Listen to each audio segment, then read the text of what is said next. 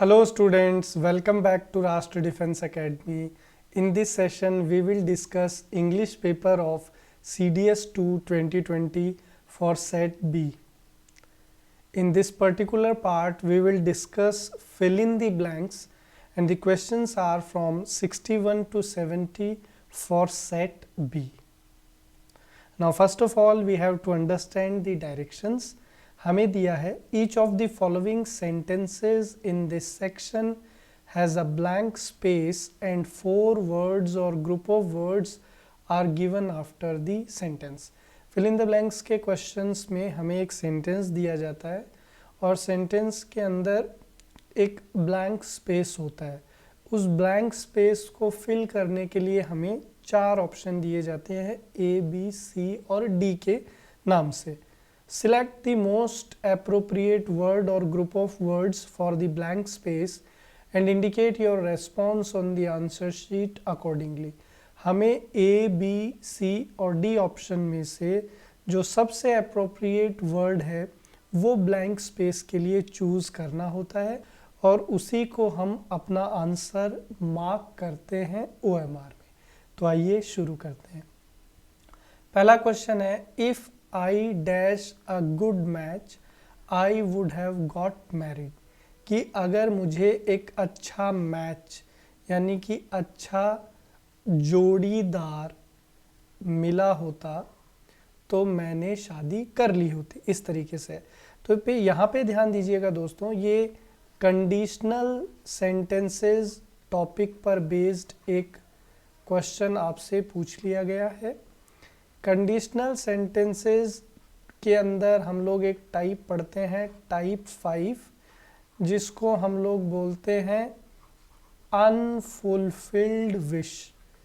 ऐसी कोई विश जो पूरी ना हो. तो उसके अंदर जो स्ट्रक्चर बनता है दोस्तों वो ये बनता है कि उसमें कंडीशनल क्लॉज जो है वो लिखा जाता है हैड प्लस थर्ड फॉर्म और जो सबऑर्डिनेट क्लॉज होता है जिसको हम लोग रिजल्टेंट क्लॉज भी बोलते हैं उसके अंदर कुड हो, वुड हो या फिर माइट हो या फिर शुड हो. उसके बाद में हैव होता है और यहाँ पे वर्ब की थर्ड फॉर्म लगाई जाती है. तो आप देख रहे हैं यहाँ पे वुड के साथ हैव है और हैव के साथ थर्ड फॉर्म है. तो ये अनफुलफिल्ड विश का कंडीशनल सेंटेंस है और ये स्ट्रक्चर यहाँ पे बनेगा. तो ये स्ट्रक्चर तो हमें मिल रहा है सबऑर्डिनेट में. तो कंडीशनल क्लॉज में क्या होगा हैड प्लस थर्ड फॉर्म. तो हैड प्लस थर्ड फॉर्म देख लीजिए ए ऑप्शन में है. तो क्वेश्चन नंबर 1 के लिए ए ऑप्शन परम सत्य आंसर होगा. आगे देखते हैं क्वेश्चन नंबर 2. हमें दिया है the lady had been declared as one of the top 10 dash of the community. कि जो लेडी है उसको कम्युनिटी के टॉप 10 मेंबर्स में से एक चुन लिया गया है. तो ये जब भी स्ट्रक्चर बनता है ग्रामर में 1 प्लस ऑफ प्लस, तो मैंने आपको बताया कि यहाँ पे आने वाला नाउन हमेशा कैसा होता है प्लूरल होता है. तो आप देख लीजिए प्लूरल नाउन कहाँ पे है ए और बी में ही है. तो सी और डी तो हमारा हो नहीं सकता. अब ए और बी में, अब ए पार्ट में आप देखिए मोर लगा हुआ है. तो मोर कब लगता है जब हम लोग बात करते हैं किसकी कंपैरिजन की. और comparison is always followed by preposition than. तो देन तो यहाँ पे है नहीं, ऑफ है और ऑफ जो है it is followed by which degree superlative degree and therefore B option is absolutely correct. तो क्वेश्चन नंबर 2 के लिए बी ऑप्शन हमारा परम सत्य आंसर होगा. क्वेश्चन नंबर 3 देखिए.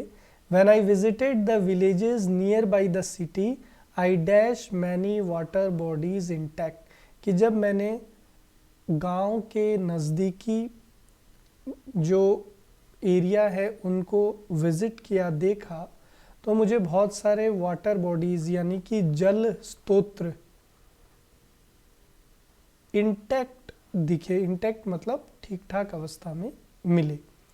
तो देखिए यहाँ पे लगा हुआ है विजिटेड, तो विजिटेड है मतलब कौन से टेंस की बात हो रही है, पास्ट की। साथ ही साथ यहाँ पर एक फ्रेजल वर्ब का इस्तेमाल हमें करना पड़ेगा। तो अचानक किसी चीज़ को मिलना, that means come across. Come across phrasal verb का मतलब होता है टू विजिट। तो यहाँ पे कम अक्रॉस तो आ नहीं सकता क्योंकि बात पास्ट की है, तो आंसर क्या बनेगा, केम अक्रॉस। तो क्वेश्चन नंबर 3 के लिए ऑप्शन ए परम सत्य आंसर होगा। क्वेश्चन नंबर 4 देखिए, he has lost all his investments and he is dash, कि उसने अपना सारा इन्वेस्टमेंट खो दिया है और अब वह कैसा है, अब वह बैंकरप्ट है, दिवालिया है, उसने अपना सारा पैसा खो दिया है। तो बैंकरप्ट के लिए एक और सिनोनिम यूज होता है दोस्तों, जिसको हम लोग क्या बोलते हैं, ब्रोक। तो यहाँ पे क्वेश्चन नंबर 4 के लिए ए ऑप्शन हमारा परम सत्य आंसर होगा। ब्रोकन आप जानते हैं टूटना, वर्ब की third form, break, broke, broken. Discredited मतलब जिसके पास पैसा ना हो, और डिफंक्ट मतलब नो लॉन्गर इन यूज, जो अब इस्तेमाल में ना हो, प्रचलन में ना हो। क्वेश्चन नंबर 5 देखिए, ही dash weather he could get any certificate for the course, उसने पूछा कि क्या उसे कोर्स के लिए कोई सर्टिफिकेट प्राप्त होगा। तो यहाँ पे आप ध्यान दीजिए दोस्तों, ये डायरेक्ट इनडायरेक्ट स्पीच टॉपिक का क्वेश्चन आपसे यहाँ पे पूछ लिया गया है। तो आप जानते हैं कि कंजंक्शन वेदर कब लगता है, जब हम लोग डायरेक्ट इनडायरेक्ट स्पीच में इंटरोगेटिव सेंटेंसेस की बात करते हैं। कैसे सेंटेंसेस की बात करते हैं, प्रश्नवाचक वाक्यों की बात करते हैं। और प्रश्नवाचक वाक्यों के लिए जो रिपोर्टिंग वर्ब हमारा बनता है, उसमें हम लोग एक वर्ड का इस्तेमाल करते हैं, और वो वर्ड क्या होता है, आस्क्ड। तो यहाँ पर हमारा डी ऑप्शन जो है क्वेश्चन नंबर 5 के लिए परम सत्य आंसर होगा। क्वेश्चन नंबर 6 देखिए, I dash farewell to all my coursemates last year, कि पिछले साल मैंने अपने कोर्समेट्स को फेयरवेल किया। तो फेयरवेल मतलब ग्रीटिंग्स दी, बाय बाय कहा। तो यहाँ पे ध्यान दीजिए, देखो वर्ड है बिड, बिड एक वर्ब है, इसके दो मीनिंग निकलते हैं। अगर बिड आप बोली लगाना, बेट लगाना, उसके सेंस में यूज करते हैं, तो बिड का सेकंड फॉर्म भी क्या बनता है, बिड, और बिड का थर्ड फॉर्म भी बिड। लेकिन अगर आप बिड को, जो इसका रेयर मीनिंग है दूसरा, जिसको आप बोलते हैं किसी को शुभकामना देना, ग्रीटिंग्स देना, इसके लिए यूज करते हैं, तो इसका सेकंड फॉर्म बनता है बेड और थर्ड फॉर्म बनता है बिडन। तो यहाँ पे आपने फेयरवेल की बात की है, तो फेयरवेल में बात किसकी होगी, ग्रीटिंग्स की। तो आप या कौन सा मीनिंग यूज करेंगे, इसका सेकंड वाला। जब भी लास्ट वर्ड यूज होता है एज अ फ्रेज, तो हम लोग बात करते हैं कौन से टेंस की, past simple. Past simple means second form of verb. तो यहाँ पे हमारा करेक्ट आंसर क्या बनेगा, बेड। तो क्वेश्चन नंबर 6 के लिए बी ऑप्शन परम सत्य जवाब है। क्वेश्चन नंबर 7 देखिए, very few of the texts from very early वैदिक पीरियड आर डैश नाउ, कि अर्ली वैदिक पीरियड से अगर हम लोग कुछ टेक्स्ट्स की बात करें, बुक्स की बात करें, तो उनमें से बहुत कम ही अब अवेलेबल है, यानी कि प्रचलित है, तो जो अभी भी एग्जिस्ट कर रही हैं। तो उसके लिए वर्ड हमारे पास क्या होता है दोस्तों, एक्सटेंट। तो यहाँ पे क्वेश्चन नंबर 7 के लिए ए ऑप्शन जो है वो हमारा बिल्कुल ठीक होगा। एग्जिट आप जानते ही हैं, एग्जिट किसको बोलते हैं, बाहर निकलना। एग्जेम्प्ट होता है किसी को फ्री करना, किस चीज़ से, पेमेंट से, कि भाई आपको ये पेमेंट नहीं करना, मुक्त कर दिया।